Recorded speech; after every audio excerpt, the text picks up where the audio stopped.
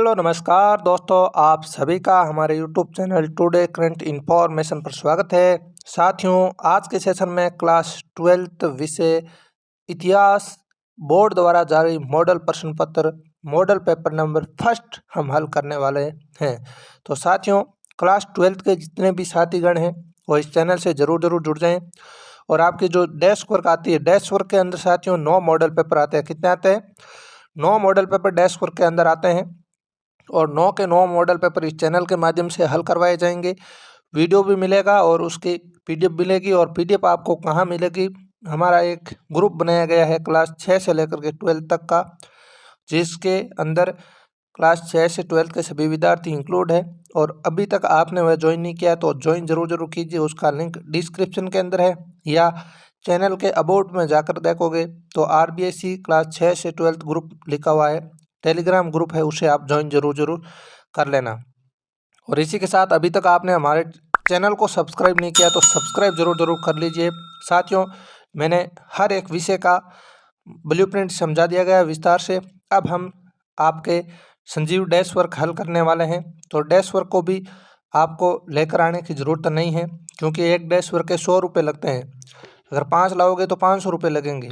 ठीक है, तो मैं वैसे ही पहले भी कह देता हूँ आपको, एक तो इतिहास विषय हल करवाई जाएगी 12th में, एक राजनीतिक विषय हल करवाई जाएगी, हिंदी अनिवार्य हल करवाई जाएगी, हिंदी साहित्य हल करवाई जाएगी, भूगोल हल करवाई जाएगी।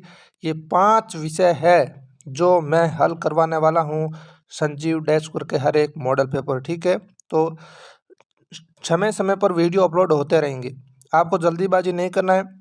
तब तक आपको जितनी भी अपनी जो है संजीव है या फिर अपने बनाए गए नोट्स हैं उनको पढ़ना है और टेलीग्राम चैनल से जुड़ जाना है, जिनके माध्यम से मैं जितने भी कोई इम्पोर्टेंट प्रश्न है, कोई भी इम्पोर्टेंट न्यूज़ है तो आपको से वहाँ मिल जाएगी पीडीएफ में वगैरह सब कुछ। तो उसे आप ज्वाइन जरूर कर लेना। तो साथियों, ये आपके क्लास 12th की 2023 की ऑफिशियल है डेस्क वर्क है, ये आपके सामने दिख रही है। और अब हम इसको विस्तार से मॉडल पेपर फर्स्ट है वो हल करने वाले हैं। तो ये हमारा है बोर्ड द्वारा जारी मॉडल प्रश्न पत्र हल सहित मॉडल पेपर नंबर फर्स्ट उच्च माध्यमिक परीक्षा क्लास 12th इतिहास। तो साथियों, अगर आप मेरे साथ अंत तक जुड़े रहोगे तो ये जो आंकड़ा दिख रहा है ये आपको है नज़दीकी पहुंचा के रहूँगा, तब तक नहीं छोड़ूंगा जब तक आप पेपर की खोपड़ी में छेद नहीं करोगे। तो साथियों, मैंने भी इतिहास क्लास 12th क्लियर की है और इतिहास विषय के अंदर मैं 95 नंबर आए हुए हैं।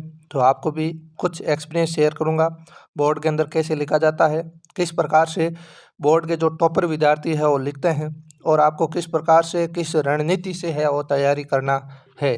तो अंत तक ज़रूर जुड़े रहना। सभी दोस्तों को है इस वीडियो को शेयर कर देना और उस ग्रुप के अंदर आपको इंक्लूड अपने दोस्तों को इंक्लूड करने का, यानी जोड़ने का क्या एक ऑप्शन दिया गया है, उस ऑप्शन से अपने दोस्तों को भी आप जोड़ सकते हो। तो ज़रूर जोड़िएगा। अब बात करते हैं हमारा जो पहला प्रश्न है साथियों, यहाँ पर है बहुविकल्पी प्रश्न का है। तो सवाल संख्या पहला है कि सिंधु सभ्यता का स्थल धोलावीरा निम्न में से किस राज्य के अंदर स्थित है? तो ये दोस्तों गुजरात राज्य के अंदर स्थित है। किस राज्य के अंदर स्थित है? गुजरात राज्य के अंदर स्थित है। दूसरा है कि शासक को उनके मातृ नाम से चिन्हित किया जाता था? तो इसका राइट आंसर होगा सातवान शासकों को है उनके मातृ नाम से वो चिन्हित किया जाता था। इंपॉर्टेंट सवाल है, पूछा जा सकता है। सवाल संख्या 3 है कर्नाटक की वीर शैव परंपरा के प्रवर्तक कौन हैं? तो कर्नाटक की जो वीर शैव परंपरा है उसके प्रवर्तक है बासवन। कौन है? बासवन्ना है। ठीक है, नेक्स्ट है चौथा सवाल, हर्ष चरित्र के लेखक कौन है? अच्छा सवाल है। ठीक है साथियों, तो हर्ष चरित्र के लेखक है बाणभट्ट है। कौन है? बाणभट्ट हर्ष चरित्र नामक ग्रंथ के लेखक है। नेक्स्ट है आपके सवाल संख्या 5 कि कोलिन मैकेंजी द्वारा विजयनगर की यात्रा कब की गई? तो इसका राइट आंसर होगा 1800 ईस्वी के अंदर है और कोलिन मैकेंजी के द्वारा विजयनगर की यात्रा की गई। आगे सवाल संख्या हमारा है 6, विजयनगर के शासक को निम्न में से क्या कहा जाता था? तो विजयनगर के शासक को निम्न में से क्या कहा जाता था? तो उसे राय कहा जाता था। ठीक है, नेक्स्ट है 7वां सवाल, अफ्रीका और स्पेन से निम्न में से कौन सी फसल भारत पहुंची थी? तो साथियों, इसका राइट आंसर है कि अफ्रीका और जो स्पेन से है, निम्न में से कौन सी फसल है वो भारत पहुंची थी? तो इसका राइट आंसर होता है मक्का। क्या होता है? मक्का है वो भारत पहुंची है।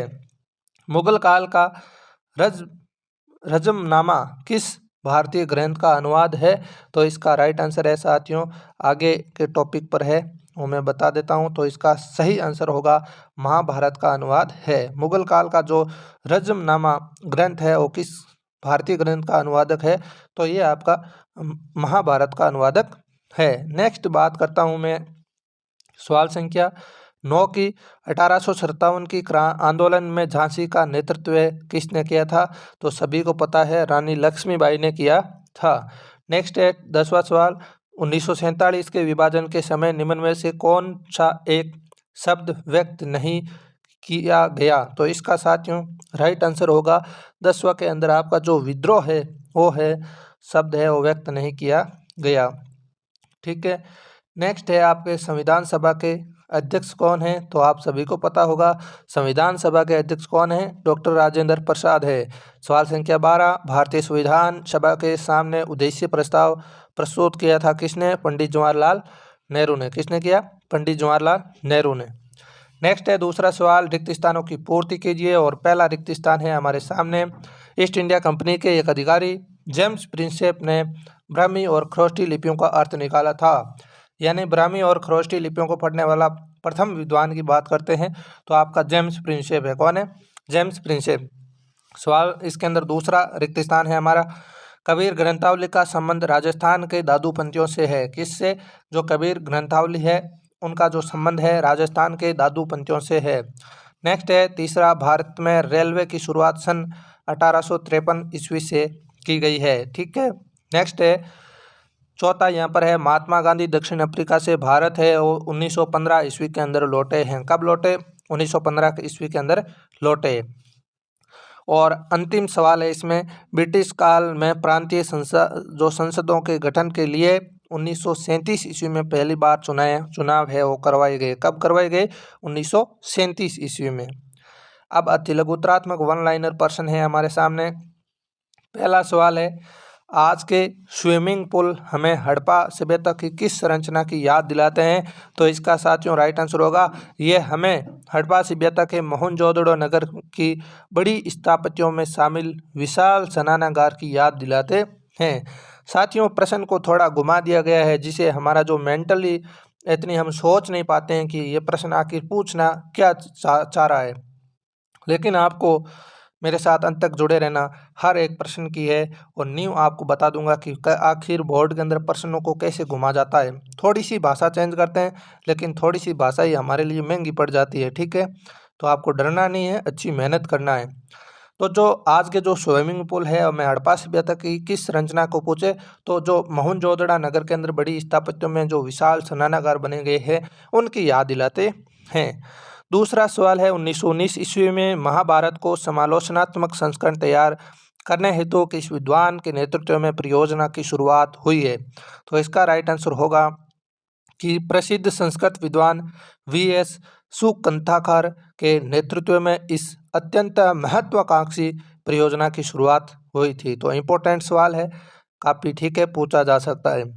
सवाल संख्या 3 है, आरंभिक समाज में बहिर्विवाह पद्धति से क्या तात्पर्य है? तो बहिर्विवाह पद्धति आप समझोगे, ये सरल सा सवाल है कि बहिर्विवाह गोत्र से बाहर विवाह करने को कहते हैं। जो अपनी गोत्र होती है ना, जैसे एक जाति होती है और एक होती है गोत्र जाति। जैसे मैं बात करता हूँ जाट की या मेघवाल को या राजपूत, तो राजपूत के अंदर या जाट के अंदर जैसे कोई गोदारा होते हैं, ठीक है, इसके अलावा कोई डेलू होते हैं, अलग अलग जो गोत्रें होती है ना, यानी अपनी गोत्र से बाहर शादी करना ये बहिर्विवाह कहलाता है या बहिर्विवाह पद्धति है। आगे मैं बात करता हूँ सवाल संख्या अरबी में रचित अल बिरूनी की प्रसिद्ध कृति का नाम बताइए। इंपॉर्टेंट सवाल है साथियों, वेरी वेरी इंपॉर्टेंट है, परीक्षा के अंदर हूबहू छप सकता है। तो अरबी में जो रचित अल बिरूनी की प्रसिद्ध कृति है या ग्रंथ है उसका जो नाम है वो है किताब उल हिंद। क्या है? किताब उल हिंद। ठीक है साथियों, यहाँ पर कृति भी आ सकता है, ग्रंथ भी आ सकता है और ग्रंथ के जितने भी जैसे पर्यायवाची है वो या किताब आ सकती है, बुक जितने भी है वो पूछे जा सकते हैं। लेकिन आपको ध्यान रखना है अल बिरूनी की जो प्रसिद्ध ग्रंथ है, प्रसिद्ध किताब है, उसका नाम है किताब उल हिंद। ठीक है। सवाल संख्या 5 है, प्रारंभिक भक्ति आंदोलन के अलवार किसको अपना इष्ट मानते थे? तो इम्पोर्टेंट है, दो धारा निकली गई थी यहाँ से। जो आलवार थे वो विष्णु को अपना मानते थे, क्या इष्ट मानते थे, और एक थी धारा नैनार। तो नैनार है वो शिव भक्त थे। कैसे किसके भक्त थे? शिव भक्त थे। आगे बात करते हैं, छठा सवाल आपके मंदिर स्थापत्य के संदर्भ में गोपुरम किसे कहते हैं? तो दोस्तों ऊंचे एवं भव्य प्रवेश द्वार गोपुरम कहते हैं। जो मंदिरों के प्रवेश द्वार होते हैं उनको कहते हैं गोपुरम। क्या कहते हैं? जो बड़े मंदिर होते हैं उनके ऊंचे और भव्य प्रवेश द्वार क्या कहलाते हैं? गोपुरम कहलाते हैं। क्या कहलाते हैं? गोपुरम कहलाते हैं। आगे सवाल संख्या है हमारा 7, मुगल बादशाह अकबर ने 1563 व 1564 में कौन से करों को समाप्त कर दिया था? तो इसका राइट आंसर है साथियों, अकबर ने 1563 में तीर्थ यात्रा पर जो कर लगाया जाता था उसको क्या समाप्त किया। उसके बाद 1564 में जजिया कर को समाप्त कर दिया गया था। तो आपको ध्यान में रखना है कि 1563 में अकबर ने तीर्थ यात्रा कर समाप्त किया, 1564 में अकबर ने जजिया कर समाप्त किया। दो करों को आपको ध्यान में रखना है। आगे मैं बात करूं, आपके सवाल संख्या 8 है, अखिल भारतीय जनगणना का पहला प्रयास कब किया गया था? तो अखिल भारतीय जनगणना का पहला प्रयास है 1872 के अंदर किया गया था। कब किया गया था? 1872 के अंदर। बात करते हैं, मुस्लिम लीग ने प्रत्यक्ष कार्यवाही दिवस मनाने का ऐलान कब किया? तो इसका राइट आंसर है, मुस्लिम लीग ने 16 अगस्त 1946 को प्रत्यक्ष कार्यवाही दिवस मनाने का ऐलान किया था। कब? 16 अगस्त 1946 को प्रत्यक्ष कार्यवाही दिवस मनाने का ऐलान किया था। आगे सवाल संख्या 10वां है, गवर्नमेंट ऑफ इंडिया एक्ट के तहत 1937 के चुनाव में कांग्रेस की 11 में से कितने प्रांतों में सरकार बनी थी? तो इसका सही आंसर है कि कांग्रेस ने 11 में से 5 प्रांतों में पूर्णतः बहुमत प्राप्त किया और 7 प्रांतों में अपनी सरकार बनाई थी। तो 11 में से 5 प्रांतों के अंदर पूर्णतः बहुमत प्राप्त किया और 7 प्रांतों के अंदर है अपनी सरकार बनाई। नेक्स्ट है सवाल संख्या 11, संविधान सभा में डॉक्टर बी.आर. अम्बेडकर केंद्र वह राज्यों में किस को शक्तिशाली बनाना चाहते थे? तो इसका सही आंसर है, और ये सवाल परीक्षा की दृष्टि से इम्पोर्टेंट भी है, कि संविधान सभा में डॉक्टर बी.आर. अम्बेडकर है और केंद्र व राज्यों में से केंद्र को शक्तिशाली बनाना चाहते थे। और सवाल संख्या 12 है, अति लघुत्रात्मक में हिंदी और उर्दू को जो कि मेल से बनी उस भाषा का नाम लिखिए जिससे महात्मा गांधी राष्ट्रीय भाषा का दर्जा दिलाना चाहते थे। तो साथियों हिंदी भाषा और उर्दू भाषा के मेल से जो बनी भाषा है उस भाषा का नाम है हिंदुस्तानी। क्या है? हिंदुस्तानी भाषा है। तो ये छोटे सवाल थे। अब आपके खंड बे के अंदर है वो लघुत्रात्मक प्रश्न आने वाले हैं और एक प्रश्न आपके 2 नंबर का होगा। तो सवाल संख्या 4 है, धर्मशास्त्रों के अनुसार ब्राह्मणों व क्षत्रियों के कार्यों को स्पष्ट कीजिए। तो यहाँ पर धर्मशास्त्र के अनुसार ब्राह्मणों का कार्य क्या था? अध्यापन करवाना, वेदों की शिक्षा, यज्ञ करवाना हो गया तथा दान देना या दान को लेना था। जबकि जो क्षत्रिय लोग थे उनका साथियों जो कार्य था वह था युद्ध करना, लोगों को सुरक्षा प्रदान करना, न्याय करना, वेद पढ़ना, यज्ञ करवाना और दान दक्षिणा देना। ये किसका था? धर्मशास्त्र के जितने भी ब्राह्मण और क्षत्रिय लोग थे उनका कार्य था। सवाल संख्या 5 है,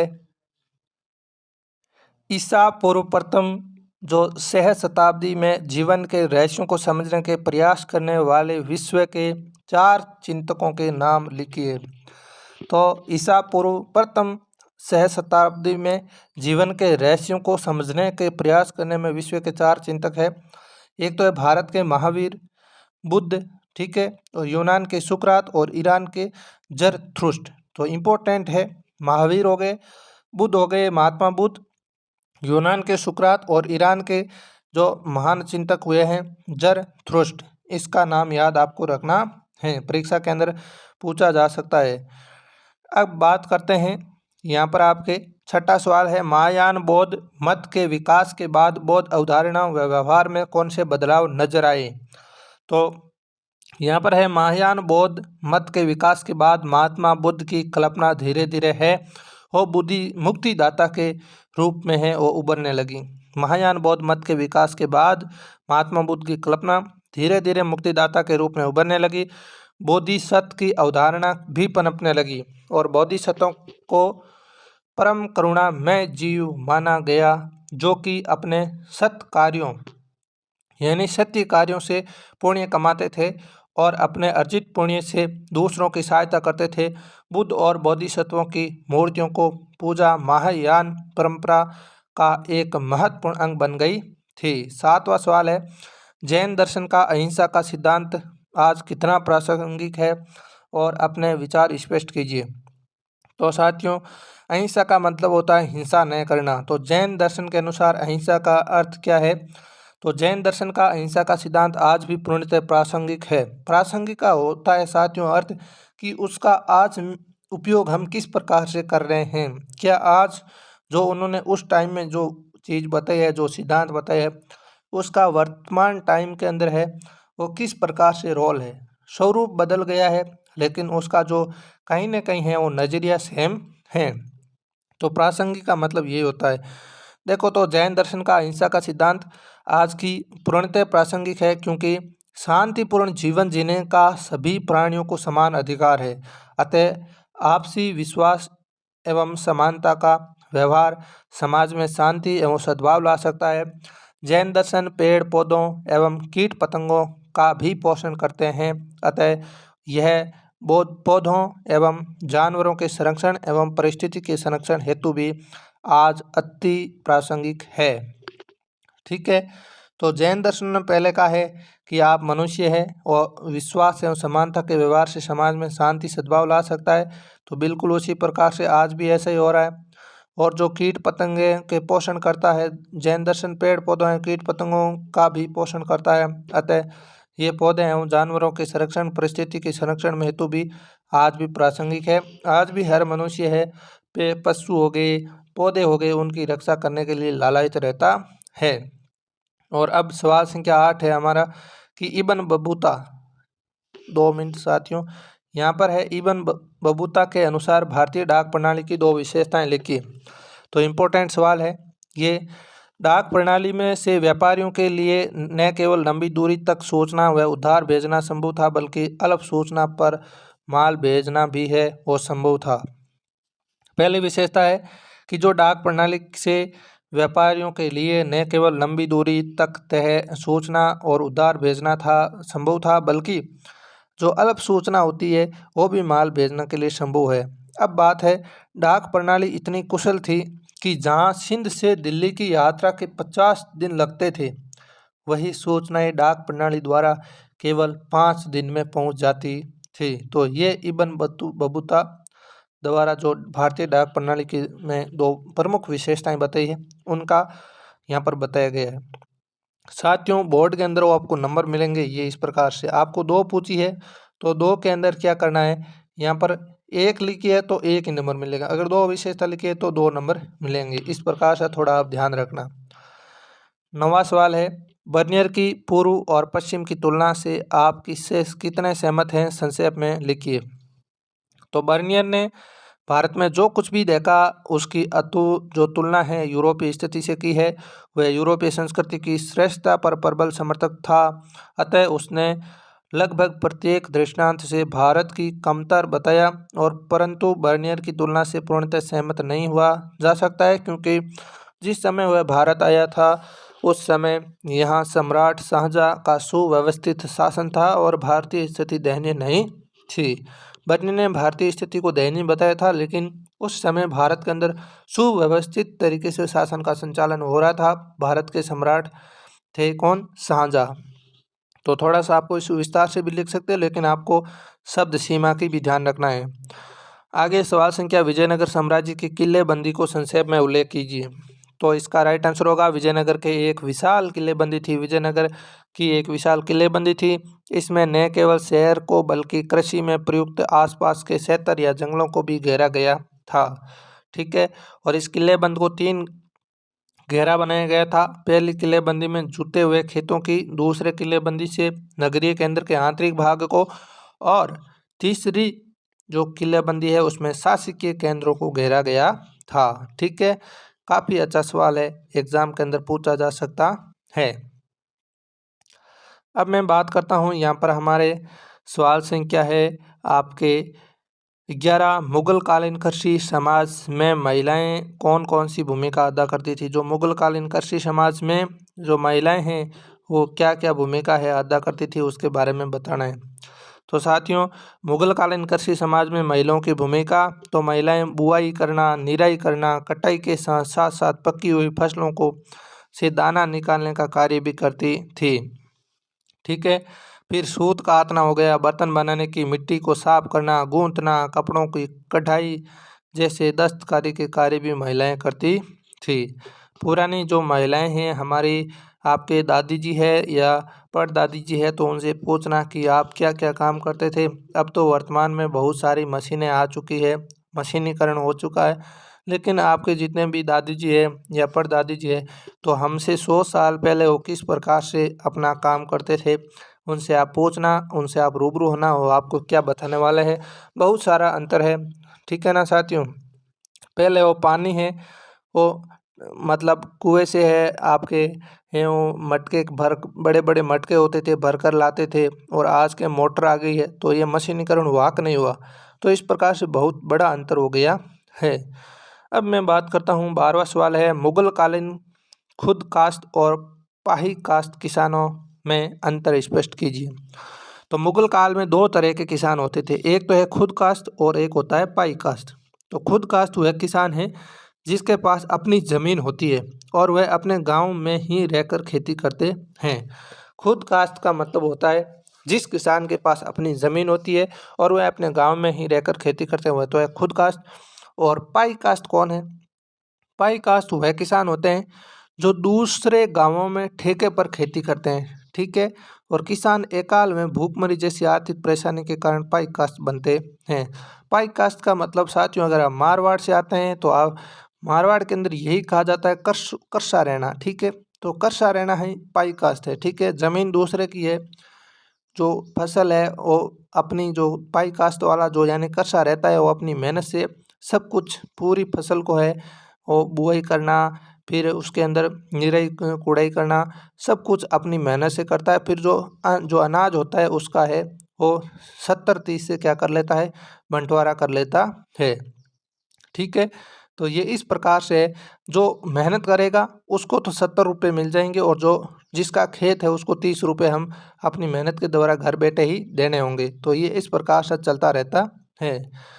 नेक्स्ट है, अपन बात करते हैं 13वां सवाल है, मुगल समाज का वंशक्रम लिखिए। तो मुगल समाज के वंशक्रम के प्रमुख शासकों की बात करें तो यहाँ पर क्रैश हो गया है साथियों, लेकिन कर लेते हैं वापस। तो मुगल काल के वंशक्रम में पहले बाबर, बाबर के बाद हुमायूं, हुमायूं के बाद अकबर, जहांगीर, शाहजहां और औरंगजेब। ये बहादुर जफर मुगल वंश के अंतिम शासक थे। ठीक है, तो ये था वंशक्रम। अब बात करते हैं 1813 ईस्वी में ब्रिटिश संसद में पेश 5वीं रिपोर्ट क्या कहती है। तो इसका सही आंसर है कि 1813 ईस्वी में जो ब्रिटिश संसद में 5वीं रिपोर्ट प्रस्तुत की गई, इस रिपोर्ट में जमींदारों और रेंतों यानी किसानों की अर्जियों तथा अलग अलग जिलों के कलेक्टरों की रिपोर्ट, राजस्व विवरणियों से संबंधित सांख्यिकी तालिकाएं एवं अधिकारियों द्वारा बंगाल तथा मद्रास के जो राजस्व तथा न्यायिक प्रशासन में लिखी हुई टिप्पणियां शामिल थी। और सवाल संख्या 15 है, उपनिवेश काल में खुदाल और हल से क्या तात्पर्य है। अच्छा सवाल है, इम्पोर्टेंट भी है। तो खुदाल और हल से क्या तात्पर्य? राजमहल की पहाड़ियों के मूल निवासी पहाड़ियाँ लोग खेती के लिए खुदाल का प्रयोग करते थे, इसलिए खुदाल को पहाड़िया जीवन का प्रतीक माना जाता था। किसको? पहाड़िया जीवन का प्रतीक माना जाता था।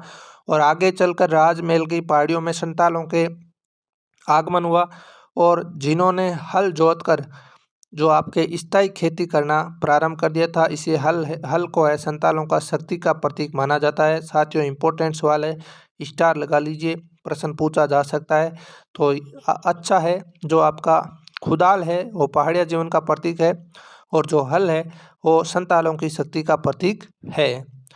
सवाल संख्या 16 है, आज़ादी के समय एक अकेली फौज के रूप में गांधी जी के सांप्रदायिक सद्भावना के प्रयासों को स्पष्ट कीजिए। तो यहाँ पर है उत्तर होगा इसका, जिस समय देश के सांप्रदायिक दंगे भड़के उस समय सद्भाव बहाल करने के लिए गांधी जी की बहादुराना कोशिशें काफ़ी रंग लाई। गांधी जी को पूर्ण विश्वास था कि वह लोगों को हृदय परिवर्तित कर सकते हैं। वह बंगाल से बिहार और कलकत्ता से दिल्ली की यात्रा पर एक अकेली फौज के रूप में निकल पड़े और उन्होंने समाज सौहार्द बनाए रखने में जो निरंतर अपील की है वो उनकी सफल हुई है। और सांप्रदायिक सद्भावना यानी हर समाज के लोगों के बीच है समानता और विश्वास और उसके अंदर मित्रता प्रेम का भाव है वो जागृत करना, उसे अपन क्या कहते हैं, सांप्रदायिक सद्भावना कहते हैं। अब तीसरे टॉपिक के अंदर या तीसरे खंड के अंदर मैं बात करता हूं तो आपके दीर्घ उत्तरीय प्रश्न आएंगे और जिसकी सब सीमा है आपके 100 शब्द और आपके 4 प्रश्न है लगभग। ठीक है, तो हम पहला सवाल है, 16 महाजनपद में प्रथम मगध के विकास के कारणों को स्पष्ट कीजिए। ठीक है, तो मगध के विकास के क्या क्या कारण हैं उनको स्पष्ट करना है। तो पहला कारण है मगध क्षेत्र में खेती की उपज बहुत अच्छी होती थी। ठीक है, यानी खेती अच्छी होती थी। दूसरा कारण है मगध क्षेत्र में लोहे की खदानें भी सरलता से उपलब्ध थी, यानी लोहे की खानें उपलब्ध थी, अतः लोहे के से उपकरण और हथियार बनाना आसान हो गया था। तो साथियों, मगध के अंदर लोहे की खानें थी तो लोहे के जितने भी उपकरण हैं, कृषि हेतु औजार थे और हथियार थे, वो बनाने आसान हो गया। तो कृषि के अंदर भी है काफ़ी अच्छा ग्रो हुआ। और तीसरा है मगध के जंगलों में बड़ी संख्या में हाथी उपलब्ध थे, वह हाथी मगध राज्य की सेना के लिए महत्वपूर्ण अंग बन गए थे। और चौथा कारण है कि मगध राज्य में गंगा और इसकी उपनदियों के आवागमन सस्ता और सुलभ होता था। साथियों, एक होता है आपके पर्यटन द्वारा हम आवागमन करते हैं, एक हम नाव द्वारा आवागमन करते हैं, तो उसमें बहुत अंतर होता है। तो यहाँ पर पर्यटन की सुविधाओं के लिए गंगा और यमुना जो कि उप नदियाँ हैं वह थी। ठीक है, और अगला है बिंबिसार व अज्ञातशत्रु जैसे कुशल सम्राटों की नीतियां मगध के विकास की अहम बनी। ठीक है, तो ये मगध के विकास के है वो कुल 6 कारण है, आपको याद में रखना है। एक तो खेती की उपज अच्छी थी, लोहे की खानें थी तो हथियार और उपकरण बना सकते हैं। तीसरा कारण है कि मगध के अंदर बड़ी जो जंगल है, जंगलों के अंदर बड़ी संख्या में क्या हाथी पाए जाते थे, वह मगध की सेना, राज्य सेना के गठन के अंदर महत्वपूर्ण थे। और नेक्स्ट रखना है मगध की जो राज्य है वहाँ पर गंगा और उसकी उपनदियों का आवागमन सस्ता और सुलभ होता था। और बिंबिसार और अज्ञातशत्रु जैसे कुशल सम्राटों की नीतियों में जो मगध का विकास है अहम था। ठीक है, तो ये 6 कारण इम्पोर्टेंट है।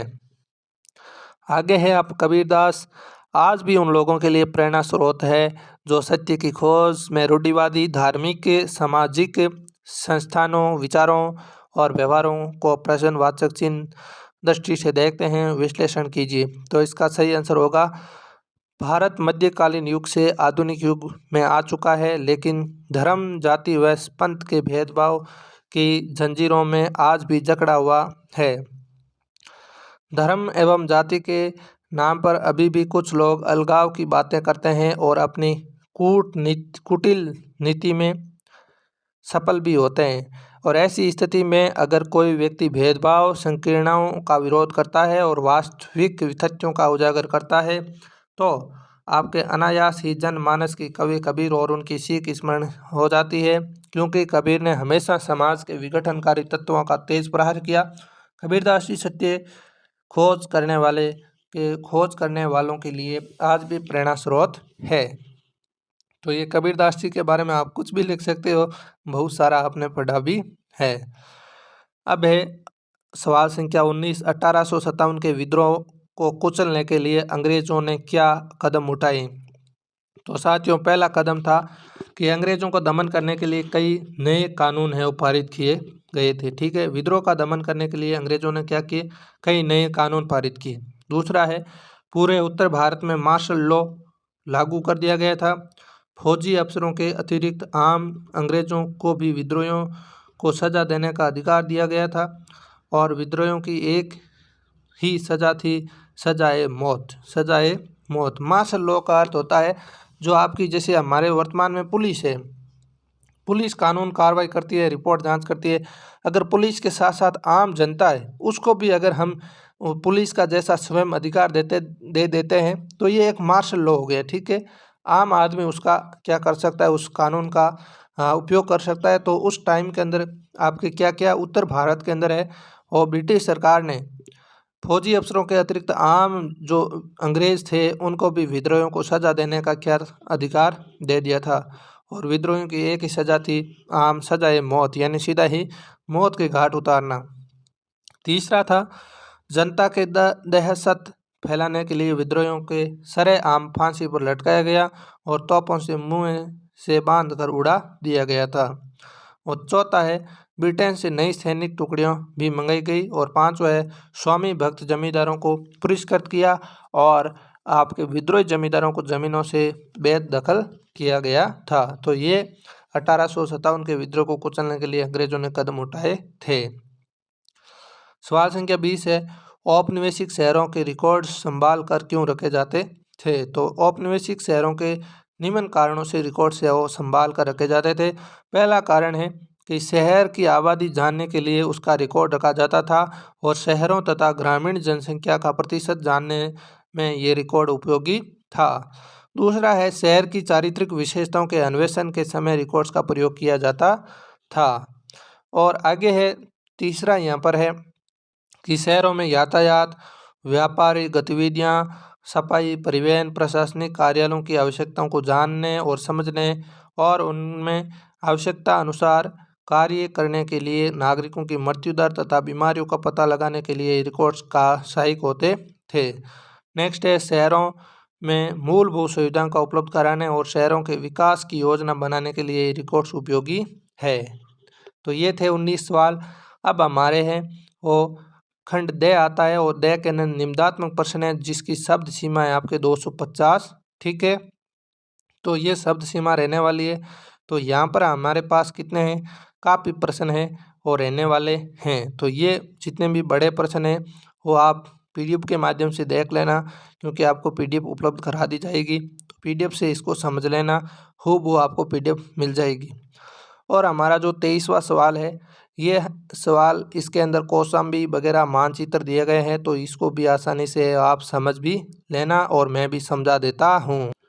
तो यहाँ पर साथियों आपके है वो एक मानचित्र आएगा लास्ट वाला सवाल, और मानचित्र आपके हैं वो अथवा के अंदर आने वाला है। तो यहाँ पर मिथातल दिया गया है, तो मिथातल है वो भारत के किस राज्य के अंदर स्थित है, तो ये राज्य कौन सा है, हरियाणा राज्य के अंदर स्थित है। फिर कौशाम्बी पूछा है, तो कौशाम्बी यूपी के अंदर स्थित है, यानी उत्तर प्रदेश के अंदर है। पांडिचेरी तमिलनाडु के अंदर है।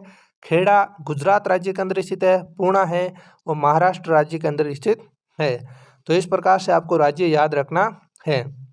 और अब ये दूसरा अथवा के अंदर मॉडल पे आपके मानचित्र है, इसके अंदर धौलावीरा दिया गया है जो कहाँ है, गुजरात के अंदर। ठीक है, मेरठ कहाँ है, आपके उत्तर प्रदेश के अंदर। चंपा कहाँ है, आपके छत्तीसगढ़ राज्य के अंदर स्थित है।